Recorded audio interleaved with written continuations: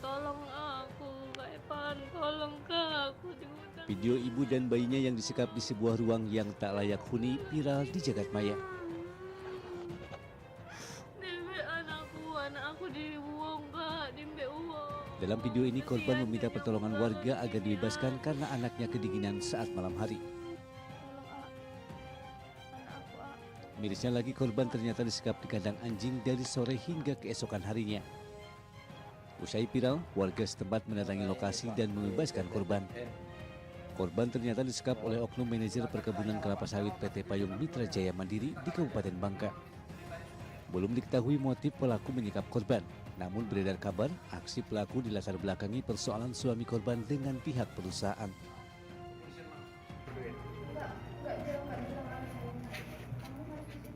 Sama anak ini yang sama bayi ini juga. Ini juga disuruh masuk. Semalaman di situ. Pak polisi itu ada nggak di sini? Nggak ada. Aku dimasukin ke gudang, Pak polisi udah pulang, Pak. Sementara oknum manajer perusahaan perkebunan sawit berinisial JM langsung diamankan warga dan dibawa ke Polres Bangka. Setelah dilakukan pemeriksaan, polisi menetapkan JM sebagai tersangka dan langsung ditahan. Yang pertama adalah melakukan pengecekan kesehatan. Alhamdulillah ini tim kesehatan masih ada dan didampingi oleh pengacara beliau dan dinyatakan sehat. Usai diamankan warga, korban dibawa ke kantor polisi. Korban juga sudah menjalani pemeriksaan kesehatan dan dinyatakan dalam kondisi baik. Dari Pangkal Pinang, Bangka Belitung, Haryanto, iNews melaporkan.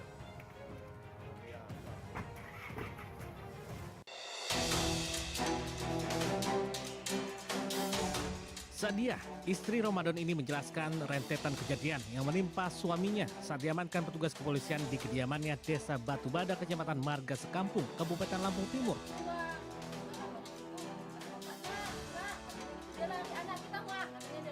Akhir Maret 2024 lalu, pria 31 tahun tersebut dituding melakukan perlawanan dengan senjata api miliknya saat akan diamankan.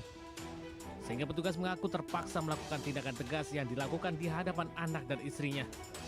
Tuduhan tersebut dibantah pihak keluarga bahwa Ramadan ditembak ketika saat dirinya menuju ruang tamu dan berpapasan dengan petugas kepolisian usai memperbaiki sandal di ruang tengah rumahnya.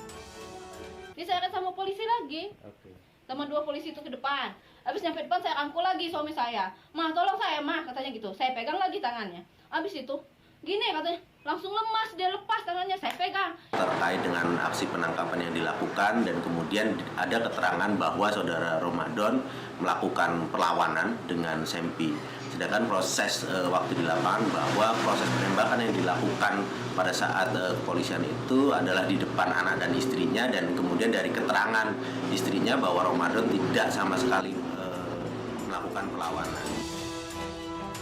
Kini pihak keluarga bersama tim penasihat hukum dari LBH Bandar Lampung melayangkan aduannya ke Divisi Propam Mabes Polri dengan 5 pihak sebagai terlapor. Keluarga berharap akan ada keadilan yang didapat oleh korban. Terlebih kejadian tersebut membuat kedua anak perempuannya mengalami trauma mendalam. Dari Lampung Timur, Lampung, Tinus Tristanto iNews melaporkan.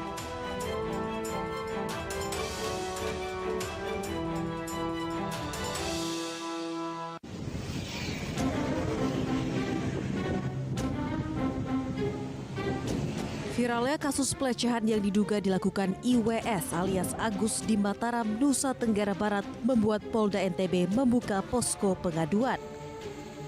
Posko pengaduan dibuka seiring dengan terus bertambahnya korban kasus ini yang melapor. Ada hotline-nya, silakan masyarakat yang mengetahui ataupun yang menjadi korban ataupun yang mengetahui terjadinya peristiwa yang dilakukan oleh pelaku, baik itu terhadap orang-orang lain yang belum melapor kepada KDD maupun kita, silakan melapor ke hotline kami 0811 388 30666. Data Komisi Disabilitas Daerah atau KDD Provinsi NTB menyebutkan hingga saat ini sudah ada 15 korban yang melapor. 2 diantaranya masih berstatus anak. Hingga saat ini penyidik Ditreskrimum Polda NTB telah meminta keterangan 8 orang saksi dan memeriksa 4 orang korban. Iya, tadi kalau kemarin kan 13. Ini hari ini ada tambahan 2 yang menyampaikan ke KDD. Tapi kita menginginkan sebenarnya kan dari korban-korban itu mau untuk melapor gitu ya, mau di BAP gitu, bukan sekedar melapor ke kita. Rencananya dalam waktu dekat polisi akan melimpahkan kasus ini ke kejaksaan untuk segera disidangkan. Dari Mataram, Nusa Tenggara Barat, Hari Kasidi, iNews melaporkan.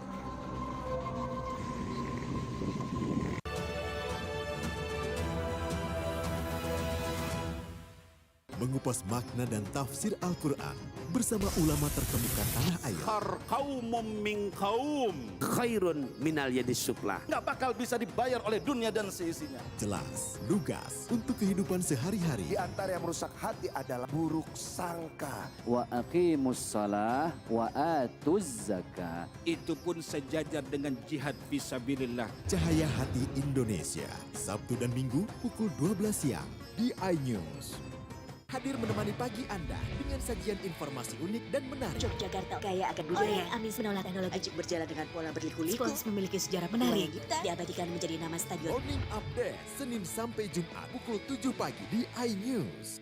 Temani weekendmu bersama program kuliner spesial. Kalaparan, eksplor gokil wisata kuliner. Tempat makan yang jarang terekspos. Food Diary, mengupas sejarah kuliner, hidangan viral dari Nusantara sampai mancanegara. Mantep banget, mantep banget. Saksikan kuliner spesial weekend Sabtu dan Minggu pukul 10 pagi di iNews. Suara tak layak dibungkam. Intelektualitas perlu diuji. Integritas butuh konsistensi demi demokrasi yang hakiki. Suarakan kejujuran demi keadilan menuju kebenaran. Saya Aiman Wicaksono, saatnya rakyat bersuara. Menyoroti kecurangan. Mas Agus itu tidak tahu berterima kasih. Bunuh diri aja lah, yuk. Kita udah siapkan. Menyuarakan keadilan. Tinggal 40.000 belum makan. Tetap berjuang ya Bu ya. Laporan mendalam dan eksklusif. Dan ini juga menjadi pertanyaan, siapa yang berani nempeleng anak menteri waktu itu Pak? AB Plus, Senin pukul 8 malam di iNews. The Great Prime Time. Bisa dikatakan lurus, benarkah dari perkara? Balikin uang gue Gus, gratis itu Nanti kesel juga gitu. Bersama saya, Abraham Sulaiman. AB Plus, setiap Senin pukul 8 malam. Bagaimana kita melihat hari-hari ke depan? Yang jelas PR-nya banyak. Tadi terjalan. Bung Aiman. Baunya menyengat. Dukit-dukit juga nggak pernah selesai nih. Lu sampaikan peristiwa-peristiwa itu. Saya Aiman Wicaksono, inilah. Rakyat bersuara, Selasa pukul 7 malam. Kuasa hukumnya operasi buat. Kekerasan seksual, 100%. Bangga. Berapa korban? Penyiram air keras. Pada saat kita dalam bukti ini The Prime Show, Rabu pukul 8 malam. Pilkada Jakarta sudah mulai bergemuruh. ada gap sosial yang serius. Mosok sih gontok-gontokan. Biar lambat. Saya Anisha Dasud. Dan saya Aryo Aldi. Interupsi Kamis pukul 8 malam. Only on iNews.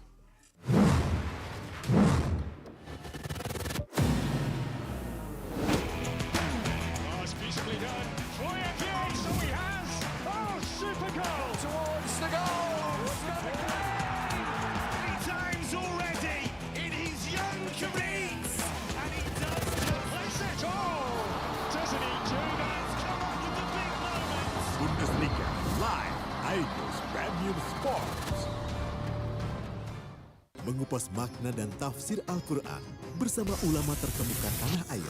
Kaumum min kaum khairun minal yadis sufla. Nggak bakal bisa dibayar oleh dunia dan seisinya. Jelas, lugas untuk kehidupan sehari-hari. Di antara yang merusak hati adalah buruk sangka. Wa aqimus shalah wa atuz zakah. Itu pun sejajar dengan jihad fisabilillah. Cahaya Hati Indonesia, Sabtu dan Minggu pukul 12 siang di iNews. hadir menemani pagi Anda dengan sajian informasi unik dan menarik. Yogyakarta kaya akan budaya. Anies menolak teknologi. Ajib berjalan dengan pola berliku-liku. Spons memiliki sejarah menarik. Diabadikan menjadi nama stadion. Morning Update, Senin sampai Jumat pukul 7 pagi di iNews. Temani weekendmu bersama program kuliner spesial. Kalaparan, eksplor gokil wisata kuliner. Tempat makan yang jarang terekspos. Food Diary, mengupas sejarah kuliner, hidangan viral dari Nusantara sampai mancanegara. Mantep banget, mantep banget. Saksikan kuliner spesial weekend Sabtu dan Minggu pukul 10 pagi di iNews. Mengupas makna dan tafsir Al-Quran bersama ulama terkemuka tanah air. Kaumum min kaum khairun minal yadis sufla. Nggak bakal bisa dibayar oleh dunia dan seisinya. Jelas, lugas untuk kehidupan sehari-hari. Di antara yang merusak hati adalah buruk sangka. Wa aqimus shalah wa atuz zakah. Itu pun sejajar dengan jihad fisabilillah. Cahaya Hati Indonesia, Sabtu dan Minggu pukul 12 siang di iNews.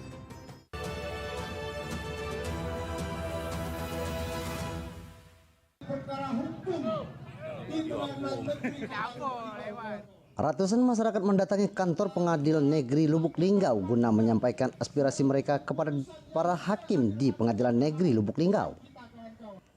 Aksi unjuk rasa ini dalam rangka mengawal dan mendukung keputusan kasasi Mahkamah Agung, di mana keputusan kasasi MA tersebut menegaskan pembatalan sertifikat hak guna usaha PT SKB oleh Menteri ART BPN akhirnya dinyatakan tidak berlaku. Selain itu, dalam orasinya, massa juga meminta kepada majelis hakim di Pengadilan Negeri Lubuk Linggau agar dapat menjatuhkan keputusan yang seadil-adilnya. Massa meminta untuk membebaskan rekannya terdakwa Bagio dan Joko dari dakwaan serta tuntutan hukum. Massa berharap hakim memberikan keputusan yang terbaik sesuai dengan fakta-fakta dalam persidangan, meskipun nanti keputusan dari majelis hakim itu membuat ketidakpuasan untuk menerimanya. Baiklah, terima kasih kepada kawan-kawan wartawan ya dari iNews TV, TV One, media yang lain. Kehadiran kami ke sini adalah untuk yang kedua kalinya dalam rangka melihat proses peradilan sengketa proses peradilan Bagio dan Joko yang dilakukan oleh Pengadilan Negeri Lubuk Linggau. Pada kesempatan pertama dulu kami memberikan semacam semangat lah kepada Pengadilan Negeri Lubuk Linggau ini. Dalam mengadil ini artinya adililah seadil-adilnya. Selanjutnya sidang pembacaan amar putusan terdakwa Bagio dan Joko dimulai pada pukul 7 malam, di mana hakim telah menjatuhkan hukuman penjara kepada keduanya dengan kurungan penjara selama 2 tahun. Atas putusan tersebut terdakwa melalui penasihat hukumnya belum menerima keputusan dan menyatakan pikir-pikir apakah akan melakukan upaya hukum banding. Dari Lubuk Linggau, Sumatera Selatan, Sudirman, iNews melaporkan. Nanti dilanjutkan oleh manajemen. Ditandai dengan penertanganan komitmen bersama antara General Manager PT Pertamina Hulu Rokan Zona 4, PP HSSE Ops PT Pertamina Persero, SKK Migas, Perwakilan Sumatera Selatan, serta kontraktor pada Forum Mitra Kerja HSSE di Gedung Patraria Kota Prabu Muli, Sumatera Selatan, diharapkan dapat terus mengutamakan aspek safety dalam semua kegiatan bisnis di dalam wilayah kerja Pertamina. General Manager PT Pertamina Hulu Rokan Zona 4, Jujuwanto, penguatan keselamatan kerja diharapkan bisa diteruskan kepada pekerja dan langsung diimplementasikan oleh mitra kerja. Evaluasi akan terus dilakukan agar tercipta zero LTI, zero fatality, mengingat 70% tenaga kerja berasal dari mitra dan 90% insiden terjadi melibatkan mitra kerja. Mengevaluasi kinerja para kontraktor di 2024, tentunya juga untuk improvement nanti di 2025. Ini kita undang juga seluruh pimpinan tertinggi dari masing-masing mitra kontraktor supaya juga memang ada komitmen bersama.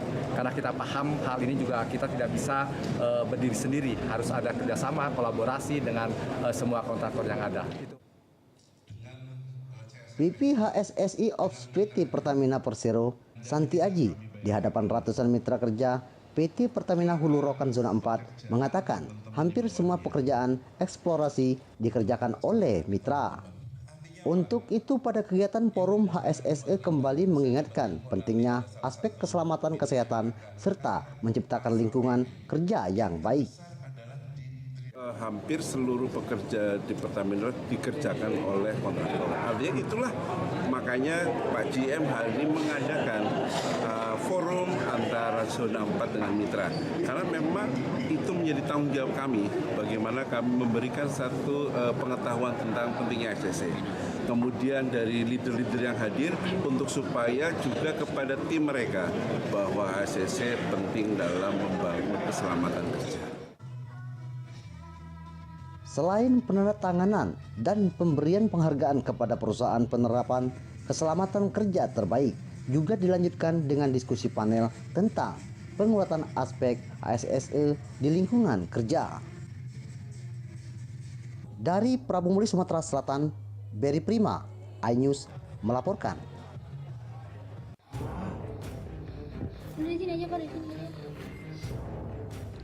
Dari rekaman kamera CCTV terlihat Santi, korban, turun dari mobil tepat di depan rumahnya dan segera berjalan akan masuk.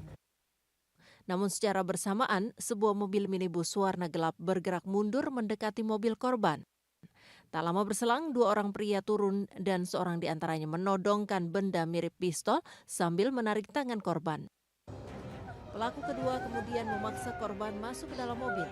Korban sempat berteriak sehingga membuat keluarga di dalam rumah keluar, namun mobil penculik sudah menjauh dari lokasi. Kejadian berlangsung sangat cepat sehingga keluarga yang berada di dalam rumah tak sempat menolong.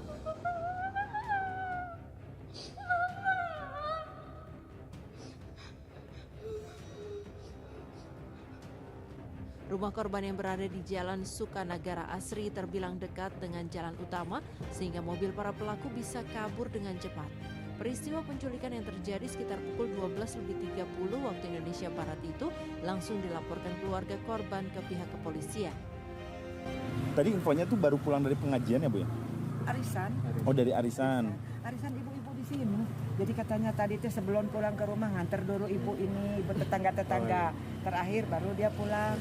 Datanglah mobil ngikutin. Oh, berarti emang udah diikut. Nggak tahu. Jadi dia bawa kendaraan sendiri ya Bu ya? Iya itu tuh mobil merah. Arisannya pakai mobil merah. Anak korban Vela menulis di akun X miliknya hingga pukul 7 malam tadi ibunya belum juga ditemukan. Vela juga menginformasikan jika plat nomor kendaraan yang dipakai pelaku palsu dan data kendaraannya tidak ditemukan. Dari Bandung, Jawa Barat, Mujib Prayitno, iNews melaporkan.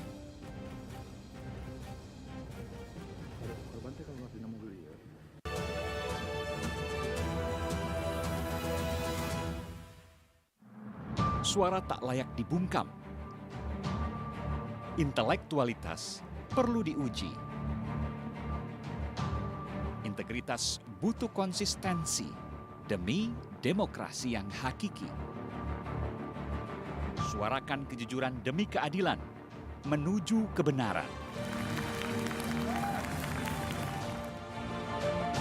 Saya Aiman Wicaksono, saatnya rakyat bersuara. Saya Abraham Silaban, Anda menyaksikan The Prime Show. Investigasi eksklusif. Abraham Silaban, saya hadir di sini. Apa yang ia percaya? Mencari keadilan sampai begini. Mengupas isu-isu terhangat. Suara rakyat, suara Tuhan. Ke atas itu tidak terima. Nah itu kan ada permasalahan. Semua tanya akan dijawab dengan tuntas dan berkelas. Kalau dulu pada didukung oleh kekuasaan, tidak dipersoalkan kenapa ketika The Prime Show setiap Rabu pukul 8 malam di iNews. Temani weekendmu bersama program kuliner spesial. Kalaparan, eksplor gokil wisata kuliner. Tempat makan yang jarang terekspos. Food Diary, mengupas sejarah kuliner, hidangan viral dari Nusantara sampai mancanegara. Mantep banget, mantep banget. Saksikan kuliner spesial weekend Sabtu dan Minggu pukul 10 pagi di iNews. Mengupas makna dan tafsir Al-Quran bersama ulama terkemuka tanah air. Kaumum min kaum khairun minal yadis sufla. Nggak bakal bisa dibayar oleh dunia dan seisinya. Jelas, lugas untuk kehidupan sehari-hari. Di antara yang merusak hati adalah buruk sangka. Wa aqimus shalah wa atuz zakah. Itu pun sejajar dengan jihad fisabilillah. Cahaya Hati Indonesia, Sabtu dan Minggu pukul 12 siang di iNews. Suara tak layak dibungkam. Intelektualitas perlu diuji. Integritas butuh konsistensi demi demokrasi yang hakiki. Suarakan kejujuran demi keadilan menuju kebenaran. Saya Aiman Wicaksono, saatnya rakyat bersuara.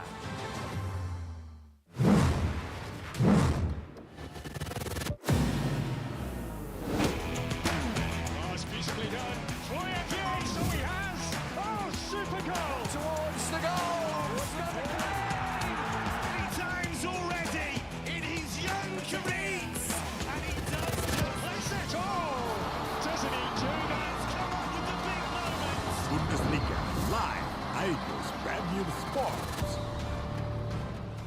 Hadir menemani pagi Anda dengan sajian informasi unik dan menarik. Yogyakarta kaya akan budaya. Amis menolak teknologi. Ajik berjalan dengan pola berliku-liku. Spons memiliki sejarah menarik.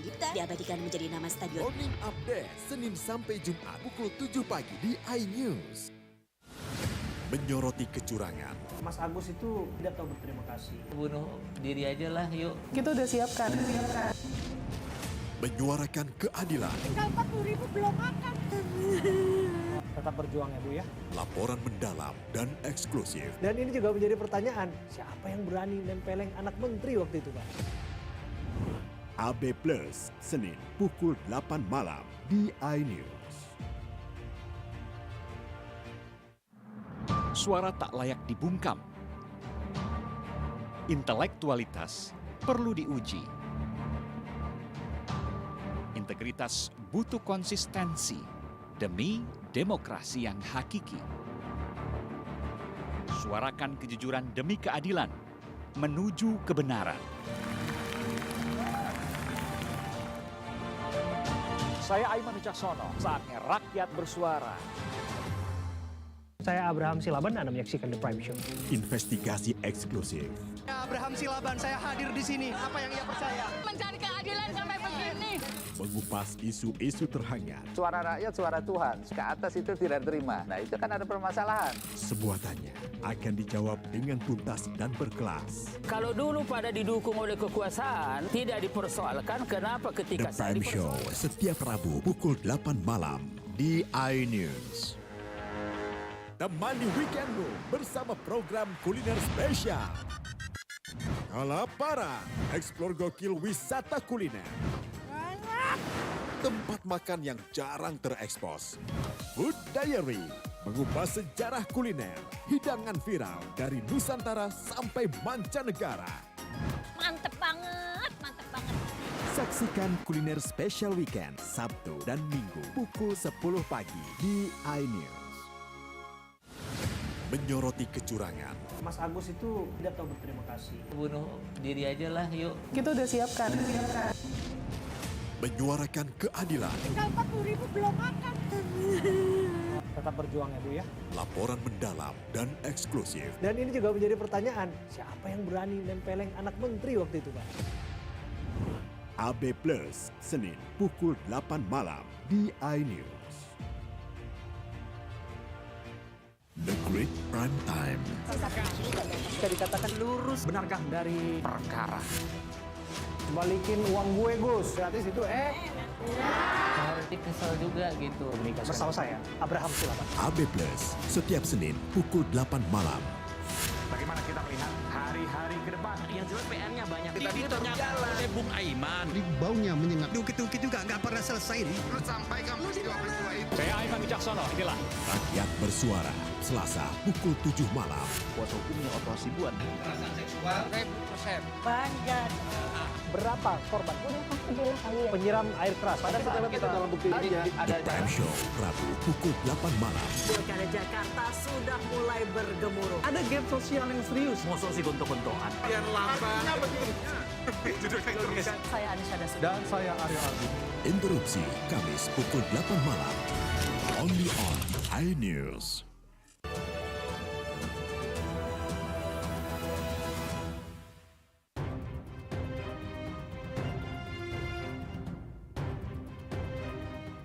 Sebelum melaporkan kasusnya, korban berinisial I terlebih dahulu memposting pengakuannya yang mengalami pelecehan seksual oleh seorang oknum DPRD Kabupaten Cirebon.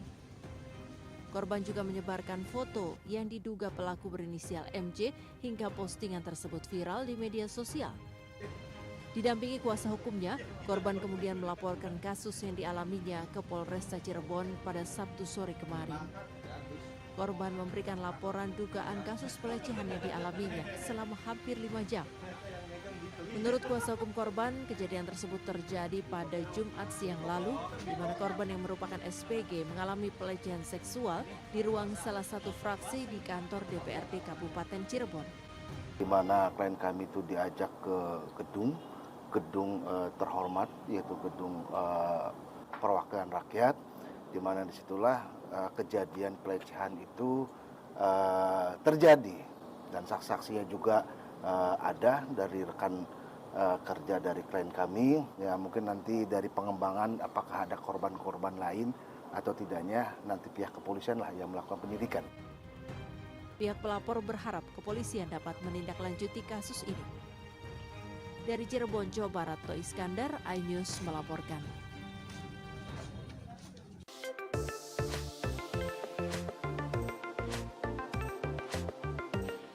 Bukan sekedar pedas, tapi pedas banget. Ya, inilah kuliner Iga Oseng Mercon. Menu kuliner Iga Oseng Mercon ini merupakan menu andalan sebuah warung makan di Jalan Kiai Ilyas, Kelurahan Tompo Kersan, Lumajang, Jawa Timur. Tak tanggung-tanggung, untuk satu porsi Iga Oseng Mercon ini menggunakan 70 cabai rawit merah. Proses pembuatannya, pertama, daging iga sapi yang sudah direbus selama kurang lebih 1 jam, dimasak menggunakan ragam bumbu rempah dan tentu saja cabai rawit. Setelah bumbu meresap, Iga Oseng Mercon ini pun siap disajikan dengan ditabur bawang goreng sebagai penyedap. Oseng Mercon, gimana rasanya? Pedes pol, Mas. Kalau dagingnya gimana? Teksturnya lembut, kenyal lah. Pertama-tama direbus dulu kurang lebih 1 jam hingga teksturnya empuk. Setelah itu dimasak jadi satu sama bumbu pedesnya. Untuk cabenya satu porsi butuh 70. Untuk satu porsi Iga Oseng Mercon ini dibanderol Rp25.000 saja. Dari Lumajang, Jawa Timur, Yayan Nugroho, iNews melaporkan.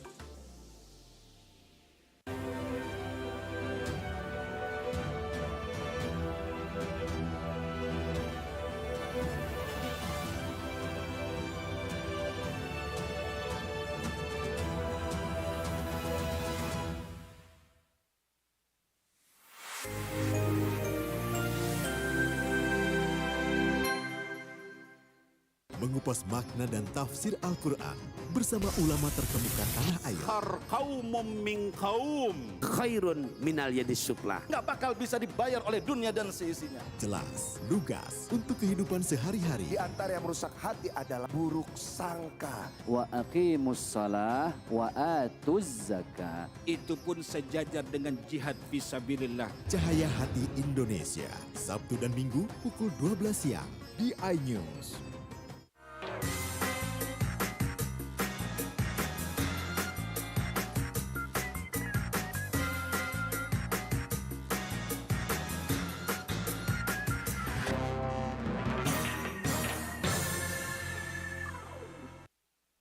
Baik, selamat pagi, Assalamualaikum warahmatullahi wabarakatuh. Apa kabar Anda pemirsa? Jumpa lagi bersama saya Ivana Indri. Kita di program Obrolan Kita ya.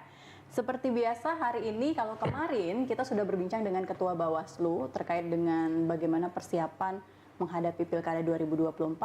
Hari ini masih bersama Bawaslu Kota Palembang. Sudah hadir ada Bapak Ade Julian Anugrah ya. Hari ini penata kelola pengawas pemilihan Bawaslu Kota Palembang. Tema kita pada hari ini penanganan pelanggaran dan persiapan PHPU atau perselisihan hasil pemilihan itu sendiri. Selamat pagi Pak Ade, apa Selamat kabar? pagi, baik, kabar baik. Sehat Pak ya? Alhamdulillah sehat, sesuai body lah. Sudah terlihat nampak fresh ya, sudah kita lewati rangkaian pemilu kemarin, tapi tetap masih ada tugas Bawaslu ya. Betul. Salah satunya adalah persiapan PHPU ini sendiri. Betul. Tapi mungkin sebelum kita bicara lebih lanjut ke sana, sebetulnya seperti apa peran Bawaslu ini menangani pelanggaran atau bentuk-bentuk pelanggaran selama pilkada berlangsung?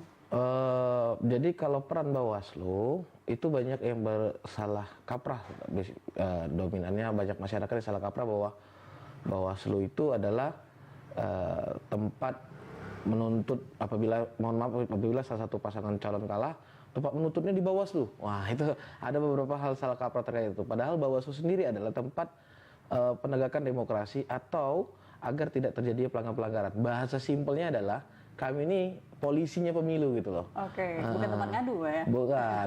Kami ini bahasanya polisi pemilu. Jadi tugas kami adalah menegakkan keadilan, demokrasi, pemilu yang transparan dan terbuka. Bahasa terkait dengan laporan, Bawaslu itu menerima laporan dari aduan masyarakat. Ada beberapa poin yang bisa kita terima, yang bisa mengadu di Bawaslu, yaitu masyarakat, warga negara Indonesia yang memiliki hak pilih di tempatnya, itu khusus pilkada, Pak. Kedua, pemantau pemilihan. Ketiga, pasangan calon, itu bisa melapor ke Bawaslu. Jadi kita bisa menerima laporan Bawaslu terkait laporan dugaan pelanggaran, gitu, Mbak. Kalau sejauh ini setelah kita melewati proses tahapan pemilu itu sendiri, bentuk-bentuk pelanggaran atau pengaduan yang didapatkan dari Bawaslu Kota Palembang itu seperti apa? Jadi sejauh ini kita ada 34 laporan yang sudah masuk di Bawaslu Kota Palembang. Dari 34 laporan itu bervariasi sesuai dengan peraturan Perbawaslu 9 tahun 2024. Memang ada pelanggaran administrasi yang sudah dilaporkan, pelanggaran kode etik penyelenggara, pelanggaran dugaan kita nyebutnya ya, dugaan pelanggaran pemilihan dan hukum lainnya. Nah, kalau terkait hukum lainnya itu adalah apabila yang tidak ada diatur dalam undang-undang pemilihan yang mengatur terkait dengan pilkada, maka itu masuknya di hukum lainnya. Contohnya terkait dengan netralitas ASN. Nah, netralitas ASN itu kan nggak diatur secara spesifik. Yang diatur hanya pejabatnya, pejabat ASN. Bagaimana kalau staf ASN yang melakukan pelanggaran, misalnya kayak gitu kan? Maka tidak ada toh aturannya di undang-undang pelanggarannya hukumannya apa gitu. Maka kita apabila ada pelanggaran hukuman lainnya, kita melimpahkan ke yang berwenang, yaitu pihak BKN dalam hal ini gitu. Oke, jadi ada sinergi juga ya. Betul, betul. Nah, tadi ada secara administrasi, kemudian juga mungkin pidana pemilihan lainnya. Sejauh ini yang di Kota Palembang laporannya dalam bentuk apa? Masuk kategori apa? Kalau itu sudah variasi ya, Mbak ya. Variasi dalam arti kata di kategori di Bawaslu Kota Palembang itu hampir semua kategori ada. Ada. Yang paling umum, paling banyak? Paling umum itu adalah terkait dugaan pelanggaran money politik sama netralitas ASN, itu yang paling umum biasanya. Oke, dari mulai dilaporkan, berkasnya masuk, itu seperti apa prosesnya sampai mungkin dikatakan bahwa ini valid dan bisa ditindaklanjuti seperti itu? Jadi gini, kalau ketika ada seseorang yang melapor pada kita, maka dia akan mengisi form laporan. Ada nanti di form laporan kita berikan, mereka mengisi form laporan. Isi form laporan itu uraian kejadian, bukti-bukti, siapa yang dilaporkan, kapan terjadi pelanggaran, ya kan, dan sebagaimana jenisnya.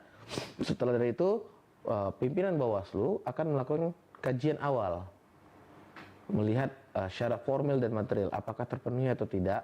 Apabila tidak terpenuhi syarat material, maka itu akan diperbaiki laporannya. Misalnya, contoh dia melaporkan terkait, Pak, ada netralitas ASN misalnya.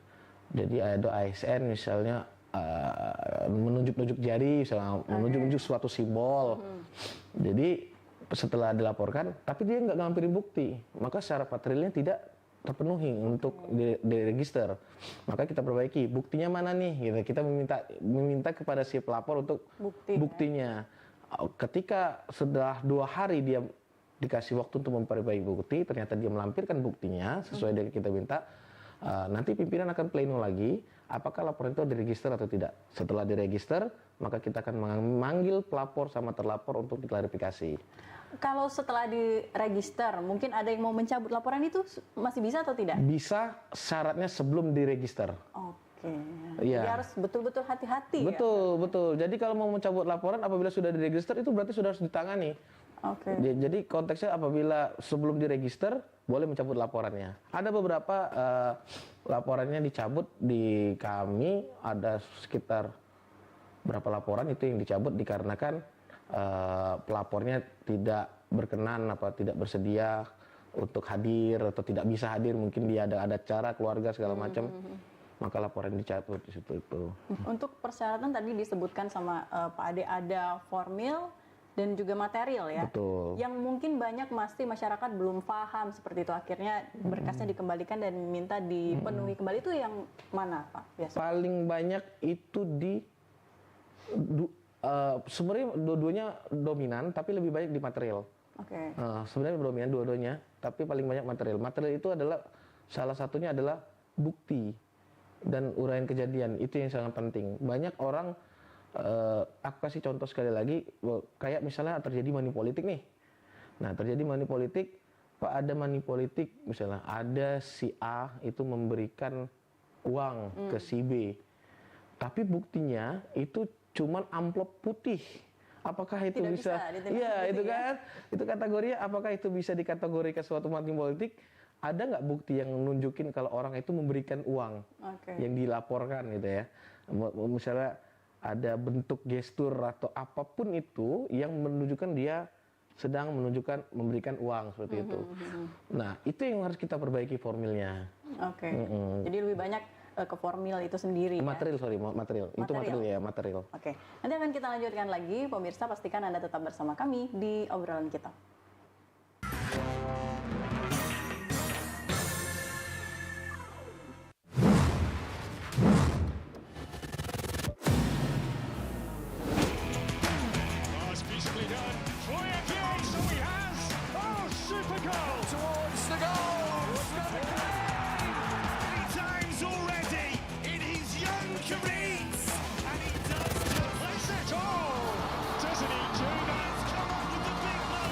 Bundesliga live, iNews Premium Sports.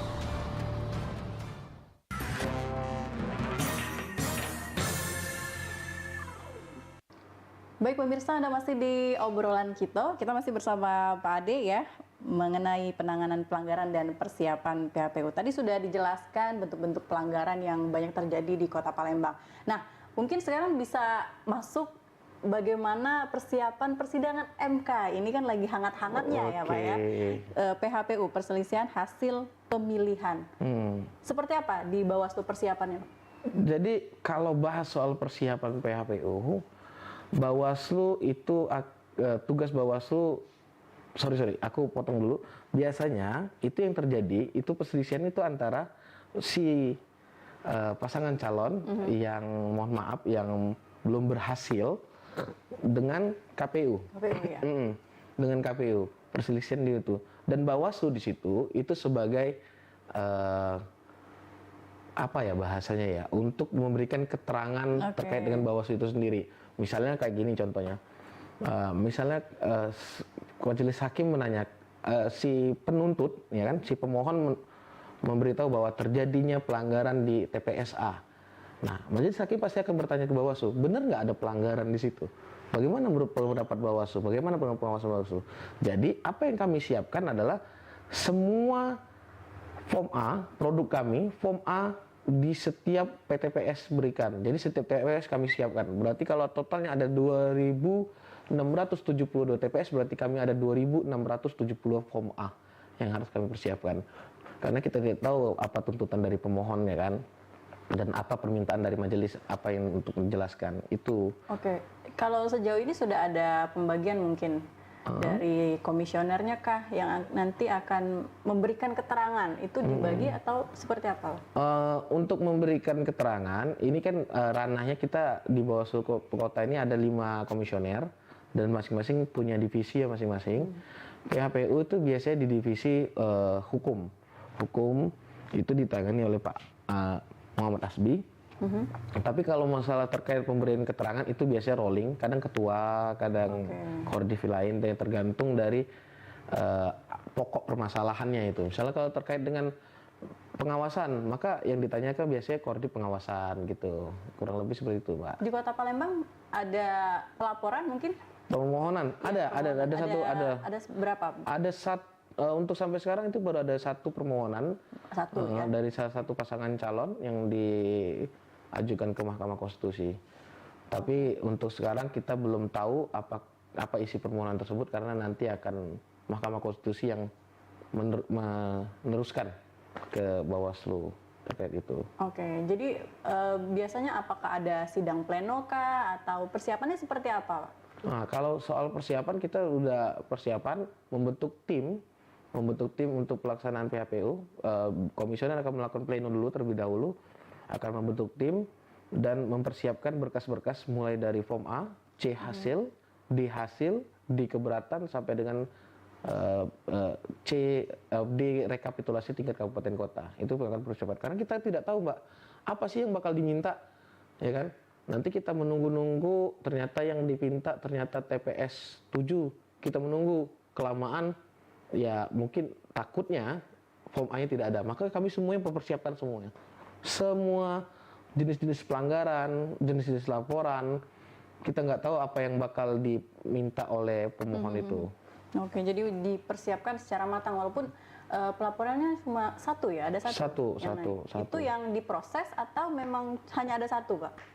Itu hanya ada 1. Memang hanya ada 1 khusus Kota Palembang untuk sampai sekarang yang pengetahuan saya ya. Karena terakhir saya cek itu sekitar kemarin itu sekitar pukul 5 sore itu Palembang baru ada 1 sih. Tapi kalau nggak tahu kalau semalam atau hari ini kita belum tahu. Terakhir itu. Kapan bisa melaporkan ke Bawaslu seperti itu? Kalau itu bukan melaporkan ke Bawaslu tapi ke Mahkamah Konstitusi. Langsung ke Mahkamah Konstitusi. Jadi Bawaslu itu nggak bakal diberitahu apakah dia bakal melakukan sengketa atau enggak. Kita yang berkala mengecek ke situs web MKRI untuk melihat apakah ada permohonan dari Kota Palembang atau enggak, apakah ada enggak itu gitu. Jadwalnya sudah tahu belum, kira-kira kapan untuk Kota Palembang sendiri? Kalau secara pasti belum tahu, tapi kemungkinan itu antara kami bakal udah stay, mungkin mempersiapkan dan persiapkan berangkat ke Jakarta itu mungkin sekitar tanggal 19. Tanggal 19 ya. Sampai dengan 31 Desember mungkin kurang lebih nanti bakal ada jadwal dari Bawaslu RI karena Mahkamah Konstitusi akan memberitahu Bawaslu RI bahwa ini loh yang ada permohonannya, tolong kabari ke provinsi masing-masing. Nanti Bawaslu provinsi akan mengabari ke kabupaten kota masing-masing terkait itu. Oke, untuk sinerginya seperti apa dari Bawaslu? Karena kan ini berkaitan dengan KPU seperti itu kan permasalahannya. Apakah memang ada rapat-rapat khusus seperti itu dengan pihak KPU atau seperti apa? Kalau untuk itu nggak ada, Mbak. Nggak ada, karena kita Bawaslu, kita punya data sendiri. Karena kan gini loh, contoh kayak gini, misalnya yang digugat adalah KPU terkait dengan perolehan hasil. Maka disandingkan, misalnya ada C hasil nih ya, C hasil TPS, misalnya pasangan calon nomor 10, itu mendapat 50 suara. Di C hasilnya saksi pasangan calon. Ternyata di KPU dia hanya 5 suara.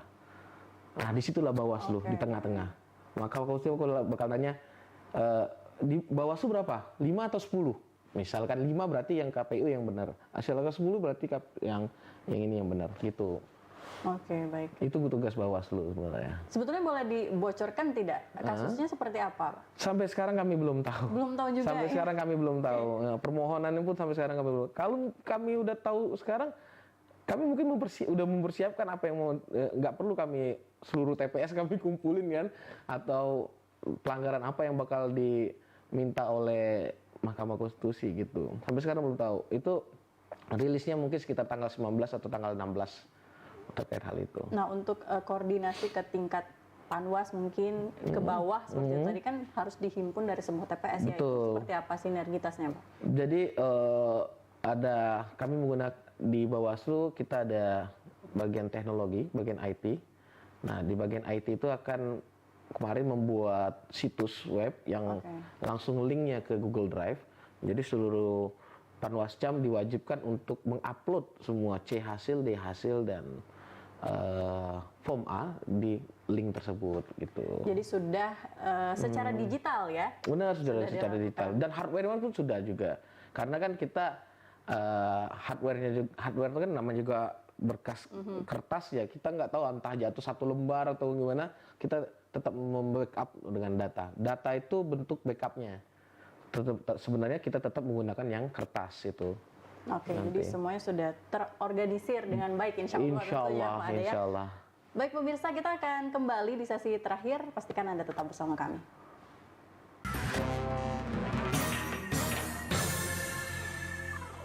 Hadir menemani pagi Anda dengan sajian informasi unik dan menarik. Yogyakarta kaya akan budaya. Anies menolak teknologi Ajik berjalan dengan pola berliku-liku. Spons memiliki sejarah menarik.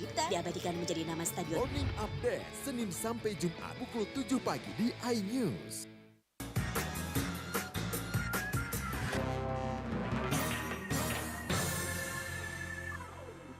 Baik pemirsa, kita ada di sesi terakhir ya, perbincangan bersama Pak Ade dari Bawaslu Kota Palembang. Nah, tadi sudah diceritakan secara gamblang prosesnya, kemudian juga persiapan menghadapi persidangan MK nanti. Ada kendala tidak Pak sebetulnya dalam persiapan menuju persidangan MK ini?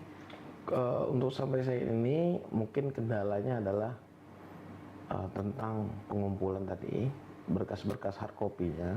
Karena berapa banyak itu form C, form D, dan form A itu yang harus kami copy, ya kan? Dan untuk sampai sekarang alhamdulillah itu lancar, walaupun tersendat-sendat tapi semuanya lancar. Dan beberapa seperti kayak laporan dari masyarakat, ada laporan juga dari pasangan calon yang juga sebagai kewajiban kami untuk menangani proses pelanggaran tersebut gitu. Oke. Jadi sudah selain tadi gugatan yang sudah naik ya ke MK, mungkin sedikit diulas kembali Pak, sebetulnya pelanggaran-pelanggaran selama sebelum pilkada, tadi money politik, apalagi selain tidak netralnya PNS seperti itu, seperti apa Pak? Bisa diceritakan, mungkin ada cerita unik di balik itu? Ada beberapa cerita unik. Dari salah satunya adalah, jadi ada mungkin nggak terlalu unik ya, mungkin karena kurang komunikasi antar masyarakat, antar sesama atau gimana. Jadi ada masyarakat yang melaporkan terkait dengan PKD pengawas kelurahan desa yang dianggapnya tidak netral. Dikarenakan pada saat itu mengikuti kampanye dan menggunakan baju partai, ya kan? Dilaporkannya ke Bawaslu, ternyata dan dilampirnya dengan surat kelulusan dia menjadi seorang PKD. Ya, kan PKD kan ada batas ada waktunya kan. Setelah itu kita proses, ternyata memang si PKD itu sudah mengundurkan diri sebelumnya. Nah, berarti ya, jadi laporannya pada saat dia ikut kampanye tersebut menggunakan baju partai, ternyata dia tuh memang sebelum itu sudah mengundurkan diri. Iya, maka dari itu kita pada saat itu langsung komunikasi ke kecamatan terkait dengan ini, bahwa dari Panwaslu kecamatan bilang, oh Pak itu sudah mengundurkan diri Pak dari beberapa bulan yang lalu, makanya dia mungkin itulah faktor dia berani. Nah, ada beberapa masyarakat tuh nggak mau cari tahu dulu gitu kan terkait itu, apa dia sudah pokoknya laporkan dulu, tapi nggak apa-apa. Apakah ada bentuk mediasinya, dipertemukan langsung? Nggak ada. Oke, jadi langsung saja ya diputuskan seperti itu? Nggak, bentuk mediasi kita tidak ada, kata hanya untuk melampirkan apakah buktinya. Jadi kan dia bilang bahwa dia ini masih PKD nih, berarti kita harus membuktikan dari si pelapor itu mana buktinya kalau dia masih PKD gitu. Kalau dia nggak bisa membuktikan, berarti memang benar pernyataan dari pengawas kecamatan tersebut. Itu ada di pengawas kecamatan juga melampirin, ada nggak surat pengunduran dirinya? Ada surat pengundurannya ini. Terus penggantinya ada nggak? Ada penggantinya. Kalau mengganti PKD itu kan harus pleno dulu nih, Panwascam, BA plenonya pun juga ada, semua lengkap. Jadi memang terbukti mau dia mengundurkan diri, kurang itu, Pak. Oke, ini yang lagi mungkin banyak dibicarakan adalah money politik itu sendiri ya. Betul. Kalau yang paling marak bentuknya seperti apa, Pak? Waduh, kalau paling marak itu hampir sama ya antara money politik, netralitas sih. Dua laporan itu yang paling. Ada juga kampanye di luar jadwal, diduga kampanye di luar jadwal, ada. Tapi yang paling marak itu ya dua poin itu. Itu tentang terkait netralitas ASN dan didugaan money politik. Itu. Sudah diselesaikan semua atau masih dalam proses? Dari 34 laporan, alhamdulillah sudah selesai semua. Okay. Malahan kami sudah selesai semua. Oke, jadi tidak ada tindak lebih lanjut ya. Kalau untuk sinergi sendiri dari Bawaslu, mungkin ada beberapa kasus yang memang harus dipidanakan. Itu seperti apa? Nah, kalau khusus kasus pelanggaran pidana, kita ada namanya Sentra Gakumdu, Mbak. Jadi kalau Sentra Gakumdu, setelah diregister, kita meminta pendapat dari kepolisian dan kejaksaan terkait pidana pemilihan. Apa sih yang harus kita kejar? Apa sih unsur-unsur pasal terkait? Kita melaksanakan rapat SG, Sentra Gakumdu, SG 1, dan nanti pihak kepolisian dan pihak kejaksaan akan memberikan pendapat terkait laporan yang dilaporkan gitu. Tapi syaratnya harus register dulu. Oke, jadi harus diregister. Itu ada kasusnya yang seperti itu di Palembang? Ada kasusnya. Ada salah satu kasusnya tuh pejabat ASN yang diduga mendukung salah satu pasangan calon. Itu. Jadi memang masuk dalam pidana seperti itu. Dan belum masuk pidana karena setelah kami melakukan kajian, penelusuran, ternyata tidak ditemukannya dugaan pelanggaran pemilihan itu. Kalau sudah ditemukan tidak adanya dugaan seperti itu, apa tindak lanjut dari Bawaslu ini? Jadi gini, khusus kasus yang tadi, dikarenakan kita tidak ditemukan dugaan pelanggaran pemilihan dalam konteks ini adalah pidana, tapi kan belum tentu dia lolos dari pelanggaran netralitasnya. Nah, gitu. Jadi dia pidananya lewat, tapi tetap kita lemparkan ke BKPN untuk memutuskan apakah dia melanggar netralitas ASN atau tidak, gitu. Oke, jadi ditindaklanjuti mungkin berbeda lagi instansi ya? Ya, betul. Oke, berarti banyak sekali ya di Kota Palembang? Banyak, 34 laporan, banyak banget. 34 laporan? Ya, karena itu biasanya meledak ketika setelah pencoblosan atau masa tenang, di mana ya kita tahu sendiri kan terkait masa tenang tuh orang pasangan calon masa tenang nggak kampanye, tapi Bawaslu itu nggak tenang karena pasti banyak bakal dugaan-dugaan pelanggaran yang akan bakal terjadi gitu kan. Oke, Pak Ade, ini menarik ya kalau kita bicara tentang pelanggaran khususnya ya, karena apalagi di media sosial itu kadang-kadang simpang siur beritanya. Betul. Tidak tahu yang mana fakta dan mana hoax seperti itu kan. Benar. Terakhir ada himbauan mungkin kepada masyarakat atau juga tim dari mulai dari tingkat bawah, Panwas yang berada di tingkat bawah, apa yang ingin disampaikan, Pak? Saya ucapkan terima kasih terlebih dahulu buat panitia pengawas kecamatan di seluruh Kota Palembang, para PKD, dan khususnya adalah PTPS, pengawas TPS yang terjun langsung di setiap TPS. Dikarenakan mereka yang mengawasi secara langsung pada saat tahapan pemilihan. Kalau mungkin Mbak, kalau tidak ada mereka ya juga kita mungkin akan kesulitan dengan SDM yang kita ada ini. Jadi dan juga buat semuanya jaga kondisivitas, jangan sampai terjadi kericuhan dan keributan. Jangan sampai bahasanya tuh cek nih, jangan sampai uang yang jadi dewo, kita yang jadi kero. Nah, maksudnya itu. Kurang lebih saya ucapkan terima kasih. Oke, baik pemirsa, terima kasih untuk Anda yang sudah mendengarkan obrolan kita kurang lebih 30 menit. Saya Ivana Indri bersama Pak Ade pamit undur diri. Wassalamualaikum warahmatullahi wabarakatuh. Waalaikumsalam warahmatullahi wabarakatuh.